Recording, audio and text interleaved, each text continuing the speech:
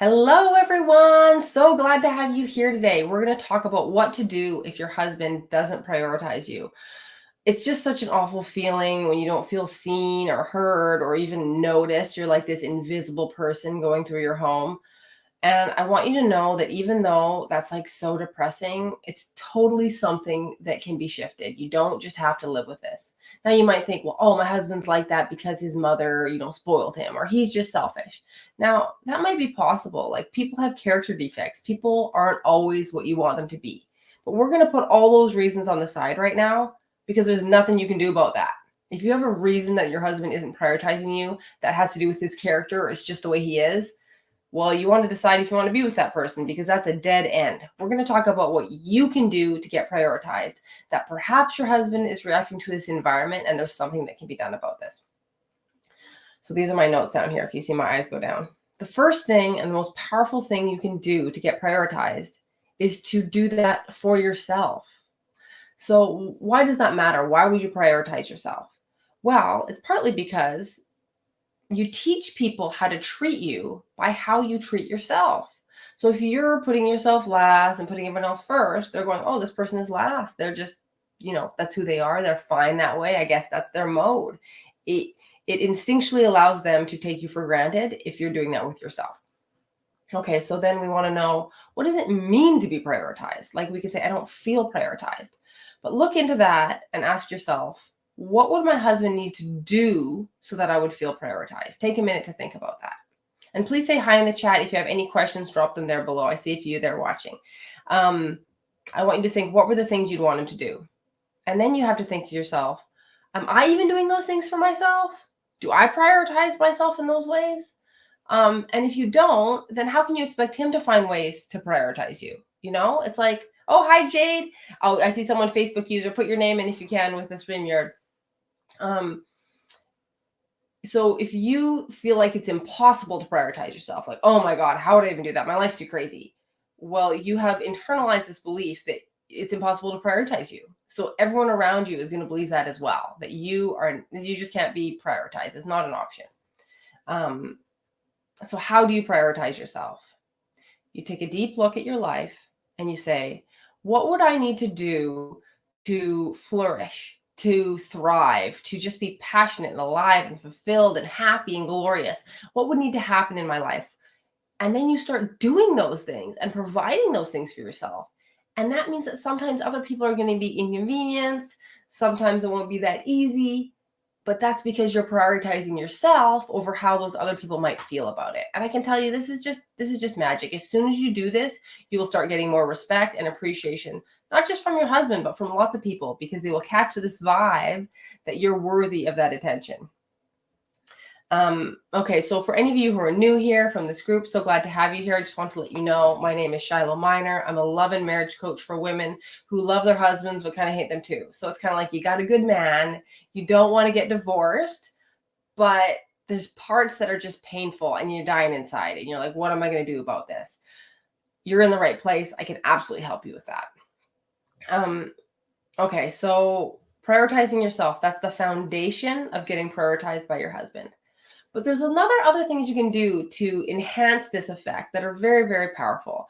And what you have to understand for these is the way a man interacts with the world when it comes to his energy. So energy would be time, attention, resources, whatever. It's like his energy, where is he going to spend it?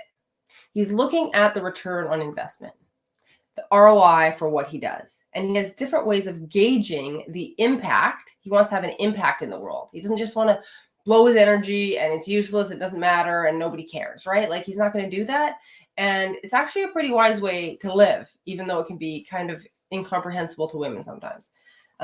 So what is the first reason he could prioritize you? One of the main reasons a man will prioritize anyone is out of duty and obligation. So if you're his wife, he's like, well, I promised to love, honor, and protect you. So I'm going to keep paying the bills. I'm going to keep going to work. I'm going to not cheat on you or whatever, right? Like this will be the minimum standard that he holds himself to because of his honor. He's like, this meets my values.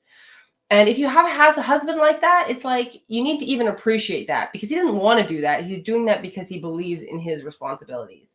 But that's kind of like the worst reason to be prioritized, right? You're not going to get true emotional prioritization. You're not going to feel special. You're not going to get that status of like beloved woman just from duty and obligation. So the next level of a reason why a man might prioritize you is for respect and appreciation. So when he does something for you or he prioritizes you in some way, you respect him and you appreciate that thing. And so that's that ping back to him of like, this had an impact. This person noticed what I did. It's acknowledged.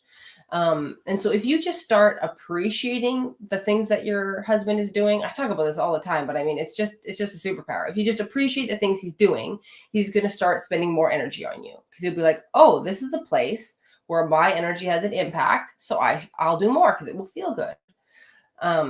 So that's the second level. And then the third level, the reason why a man might prioritize you is the jackpot. This is like the infinite return. This is when you are a delighted, vivacious, alive, happy woman and you admire him. And you're just like, wow, you're the best thing ever. And we think to ourselves, oh, like, do I gotta like perform like that? Like, isn't that like a bit much, right? Isn't that a bit weird? But that's how you were when you met him, right? Like you were in love with him. So every time you saw him, you were like, oh, it's so great to see him. He's such a cool guy. And like, talking to your girlfriends about how fantastic he was.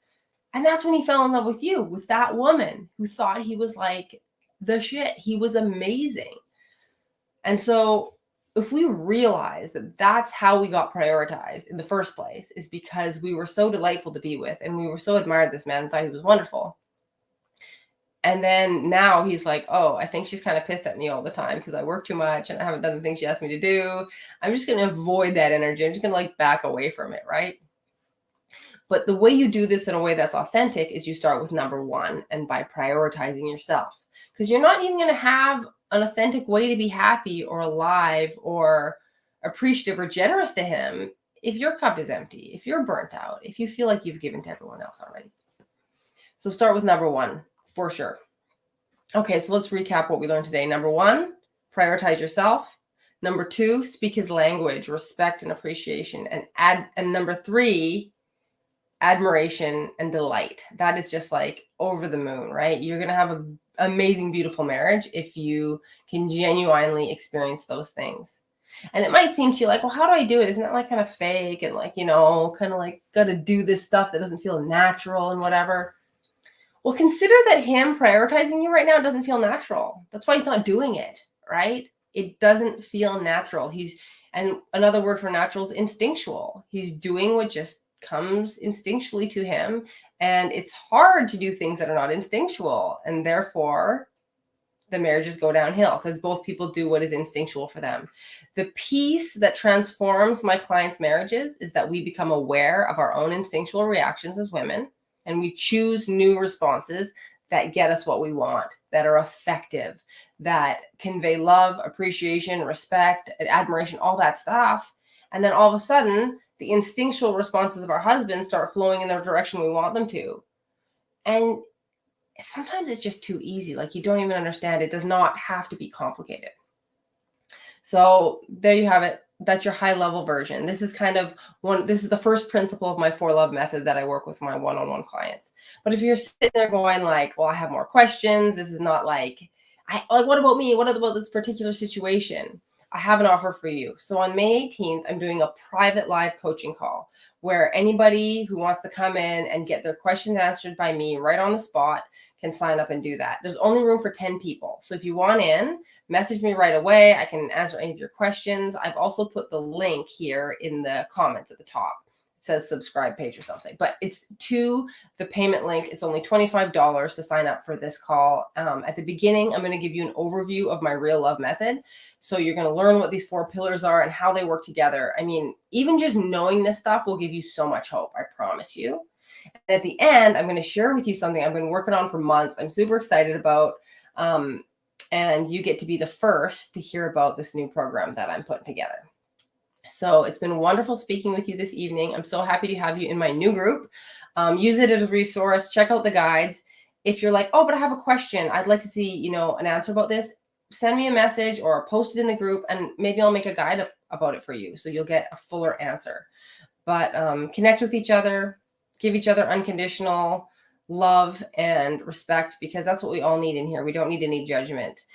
And everybody's going through a battle you know nothing about. And that's just something that's become so clear to me doing this work, is that people are struggling and we need the love. We need the support. So have a really good evening. I see another Facebook user. Oh, I wish I could see your names.